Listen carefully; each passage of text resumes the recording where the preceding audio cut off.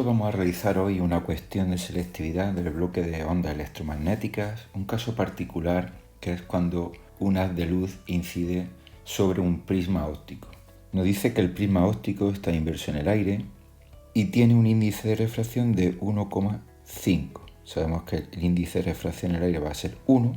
Nos dice que tenemos un triángulo, rectángulo isósceles como muestra la figura. Y un rayo luminoso, que es representado de color rojo, incide perpendicularmente sobre la cara AB del prisma. Bueno, nos pregunta en el apartado A si se produce una reflexión total en la cara BC del prisma y que hagamos un esquema gráfico de la trayectoria seguida por el rayo a través del prisma.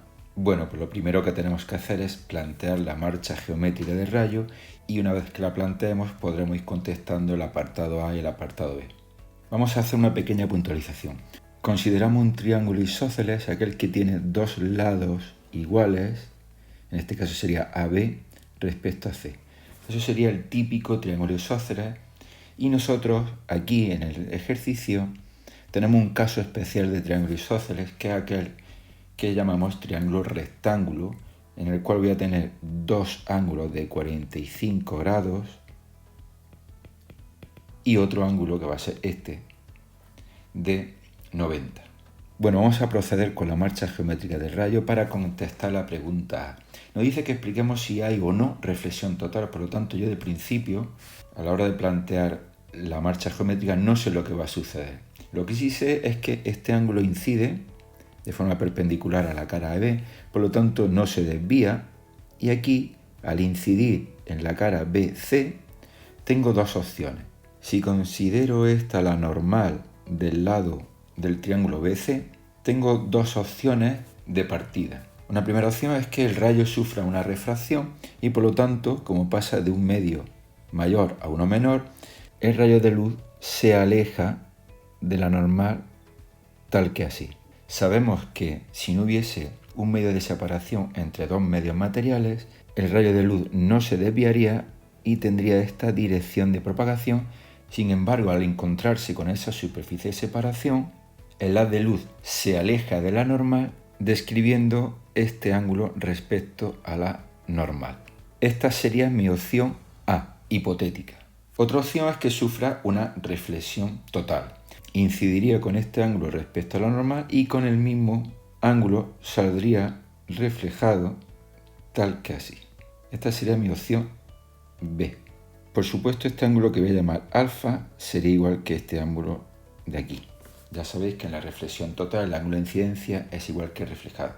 Vale, pues ¿cómo determino qué opción es la que sucede realmente? Pues voy a aplicar como siempre la ley de Snell y voy a ver qué sucede. Si aplico la ley de Snell tengo que el índice de refracción del prisma, que voy a llamar 2, por el seno del ángulo incidente alfa. Este ángulo incidente alfa, por consideraciones geométricas, si yo tengo en cuenta este triángulo de aquí, tengo 45 grados, tengo aquí 90 grados, por lo tanto este ángulo sería 45 grados y su adyacente también sería 45 grados. Por lo tanto sé que alfa va a ser 45 grados. Vale, pues siguiendo con la ley de Snell tengo que una vez que se refracta el ángulo, en ese caso hipotético, pues tendrían el índice de refracción del aire por el seno del ángulo refractado, que le voy a llamar R. Vamos a sustituir. Si tengo que el índice de refracción del prisma es 1,5 por el seno de 45 grados es igual a n igual a 1 por el seno de R, tengo que el seno del ángulo refractado es igual a 1,5 por el seno de 45 grados. Esto si operamos es 1,5 por el seno de raíz de 45, que es raíz de 2 partido 2, lo que nos sale operando 1,05. Vale, por lo tanto, si observamos un poco este resultado, tenemos que el seno del ángulo refractado es igual a 1,05. Este resultado no puede darse ya que no podemos tener un valor del seno mayor que 1. ¿Por qué? Voy a hacer aquí una pequeña explicación de por qué el seno no puede valer más que 1.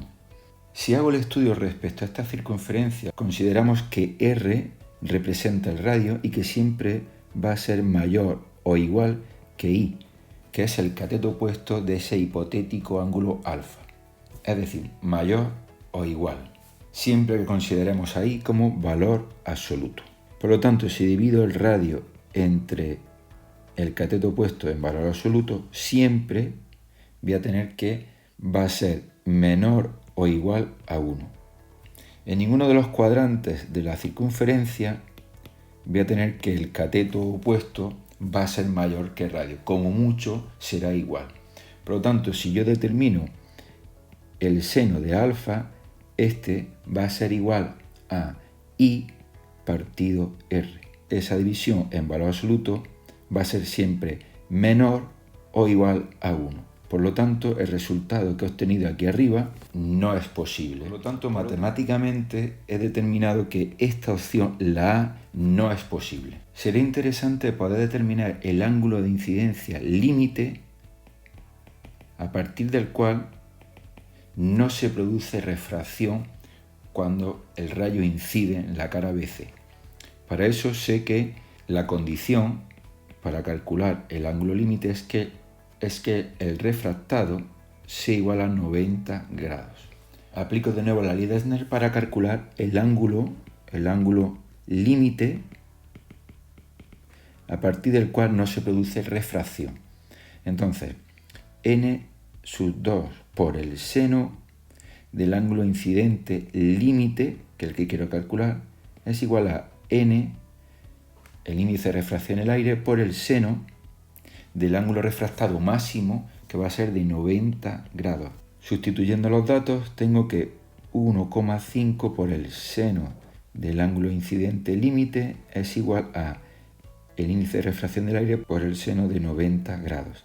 El seno del ángulo límite incidente es igual a 1 por seno de 90 partido 1,5. De aquí obtengo que el ángulo límite es igual al arco seno de 1 por seno de 90, que va a ser 1 partido 1,5, y nos sale, salvo error o omisión, que el ángulo límite es 41,48 grados. Como vemos, el ángulo límite es menor que el ángulo incidente.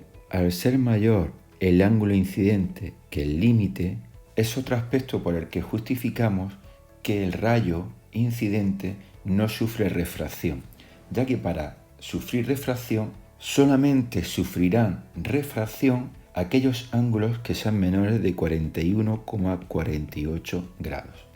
Esa podríamos decir que es nuestra condición a partir de la cual todo aquel ángulo que incide sufrirá una reflexión total, como es el caso de nuestro ejercicio. Vale, nos piden en el apartado B que hagamos un esquema gráfico de la trayectoria seguida por el rayo a través del prisma. Sabemos que el rayo incide por la cara BA.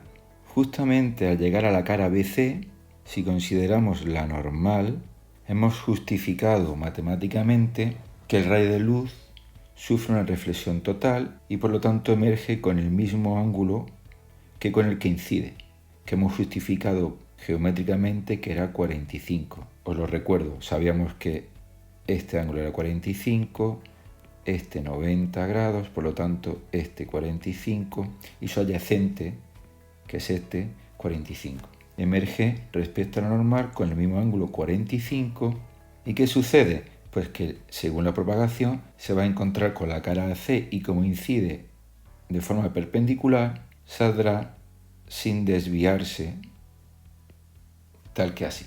Por lo tanto, tenemos representado con el color rojo la trayectoria o la marcha geométrica que sigue el rayo de luz una vez que incide en el prisma y cuando emerge del prisma.